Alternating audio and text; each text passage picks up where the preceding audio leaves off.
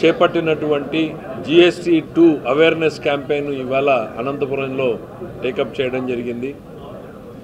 గత 20 రోజులుగా జిల్లా యంత్రాంగం అనేక రంగాలలో స్కూళ్ళ దగ్గర నుంచి మొదలుకొని డోర్ టు డోర్ క్యాంపెయిన్ చేయడం, షాప్ టు షాప్ క్యాంపెయిన్ చేయడం, వారానికి కొన్ని రంగాలు కిరాణా రంగం ఇట్లా ఎంచుకోవడం, ఇవాళ మెడికల్ రంగాన్ని ఎంచుకోవడం, ఇవాళ మొత్తం ట్రేడ్ బాడీస్తో అనంతపూర్లో ఒక మీటింగ్ని ఏర్పాటు చేయడం జరిగింది. ఏదైతే కేంద్ర రాష్ట్ర ప్రభుత్వాలు నరేంద్ర మోడీ చంద్రబాబు నాయుడు గారి లీడర్షిప్లో ప్రతి కుటుంబానికి ప్రతి వ్యక్తికి లాభం చేకూరేలా GST ధరల తగ్గింపు ఏదైతే ఉందో దాని బెనిఫిట్ని సామాన్యుడి గడపకు చేరాలనేటువంటి ఉద్దేశంతో ఈ అవేర్నెస్ క్యాంపెయిన్ని ముందుకు తీసుకెళ్లడం జరుగుతూ ఉంది. ఇవాళ చిన్నపిల్లలకు సంబంధించినటువంటి పాలపొడుల దగ్గర నుంచి మొదలుకొని రైతులకు సంబంధించినటువంటి ట్రాక్టర్లు, డ్రిప్పులు, స్ప్రింక్లర్లు, మెడికల్ ఫెసిలిటీస్ మీద, మహిళలకు సంబంధించినటువంటి ఆరోగ్య అవసరాలకు సంబంధించినటువంటి కిట్స్ మీద, మరి ప్రతి రంగంలోనూ బిల్డింగ్ కన్స్ట్రక్షన్ మీద కావచ్చు, సిమెంట్ మీద కావచ్చు, ప్రతి రంగంలోనూ కూడా ధరల్ని తగ్గించినటువంటి డబుల్ ఇంజన్ సర్కార్ నరేంద్ర మోడీ చంద్రబాబు గారి ప్రభుత్వం. మరి ప్రతి కుటుంబానికి దాదాపు 18 నుంచి 20 వేల రూపాయలు సంవత్సరానికి మిగిలేలా ఈరోజు GST ధరల్లో మార్పు తీసుకురావడం జరిగింది. దీనికి అదనంగా ఇప్పటికీ మేము వెళ్తే ఇందాక చెప్తా ఉన్నారు, ట్రేడ్ బాడీస్ కూడా కాంపిటీషన్ పెరిగి వాళ్ళు అదనంగా ఇంకొక 7% వరకు సేవింగ్ ఇవ్వడం జరిగింది. అంటే డైరెక్ట్గా 10-15% ప్రజలకు నేరుగా లబ్ధి చేకూరేటువంటి బెనిఫిట్ కనపడుతూ ఉంది. ఇవన్నీ కూడా సాధ్యమైనవి అంటే NDA ప్రభుత్వం వల్లనే. ప్రజలు తీసుకున్నటువంటి తెలివైనటువంటి నిర్ణయం 2024 ఎన్నికల్లో తీసుకున్న నిర్ణయం ఫలితం ఇవాళ అటు దేశంలోనూ రాష్ట్రంలోనూ కూడా అద్భుతమైనటువంటి బెనిఫిట్ ప్రజలకు కలుగుతూ ఉంది.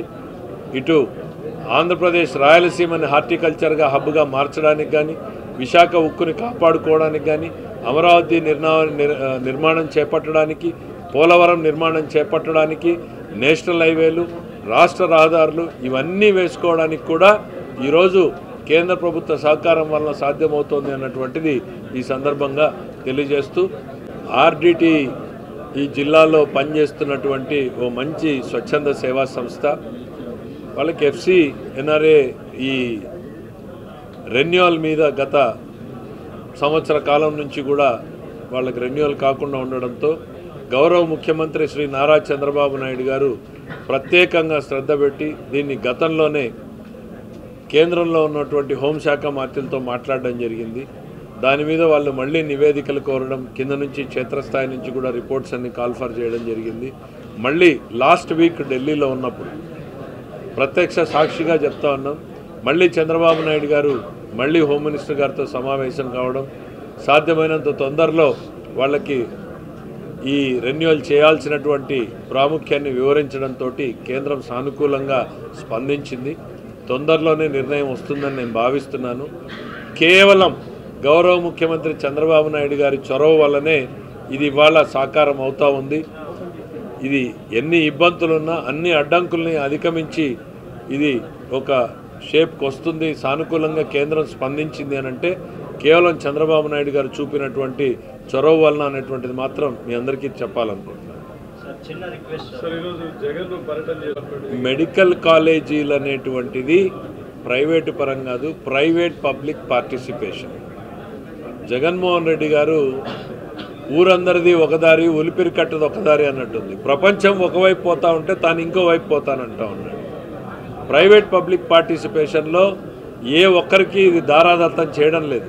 వాళ్ళ పెట్టుబడులు తీసుకొచ్చేసి సామాన్యుడికి ఎక్కడా కూడా ధరల భారం పెరగట్లేదు, క్వాలిటీ పెరుగుతూ ఉంది. వైద్య రంగంతో వాళ్ళకి క్వాలిటీ ఆఫ్ సర్వీసెస్ని పెంచుతూ ఉన్నాం. జగన్మోహన్ రెడ్డి గారు రాజకీయ కోణంలో చేసేటువంటి చీప్ పాలిటిక్స్ మానుకుంటే మంచిది. ఇది ప్రజలకు అవసరం. బెస్ట్ ఎగ్జాంపుల్ దీనికి అనంతపూర్ మెడికల్ కాలేజ్ నడపలేక ఒక స్వచ్ఛంద సేవా సంస్థగా తెచ్చి చివరికి గవర్నమెంట్ కాలేజీలుగా మారిస్తే 20 సంవత్సరాలు స్టెబిలైజేషన్ పట్టింది. దీంట్లో ఇప్పటికీ కూడా ఎన్ని ఇబ్బందులు ఎన్ని అడ్డంకులు ఉన్నాయో మనం అందరం చూసాం. జిల్లా వాసులు సరైన టీచింగ్ స్టాఫ్ ఉండరు, గవర్నమెంట్ కాలేజీల్లో సరైన ప్రొఫెసర్లు ఉండరు, ప్రైవేటుతో పోటీపడి వాళ్ళకి జీతాలు ఇవ్వడానికి ప్రభుత్వంలో సాధ్యం కాదు. బికాజ్ గవర్నమెంట్ స్ట్రక్చర్ టోటలీ డిఫరెంట్గా ఉంటుంది. ఇట్లా అనేక ఇబ్బందుల తర్వాతనే ఈ PPP model is the most practical వే అనేటువంటిది ప్రభుత్వాలు ఆలోచన చేయడం జరిగింది. జగన్మోహన్ రెడ్డి గారిది నేను ఇందాక చెప్పినట్టు ప్రపంచం ఒకవైపు పోతూ ఉంటే ఆయన మనల్ని వెనుకబాటు వైపు తీసుకెళ్లాలనుకుంటున్నాడు. ఇవాళ చంద్రబాబు నాయుడు గారి ప్రభుత్వం ప్రజలకు ఏది మంచి అనిపిస్తుందో అదే చేస్తాం. Thank you.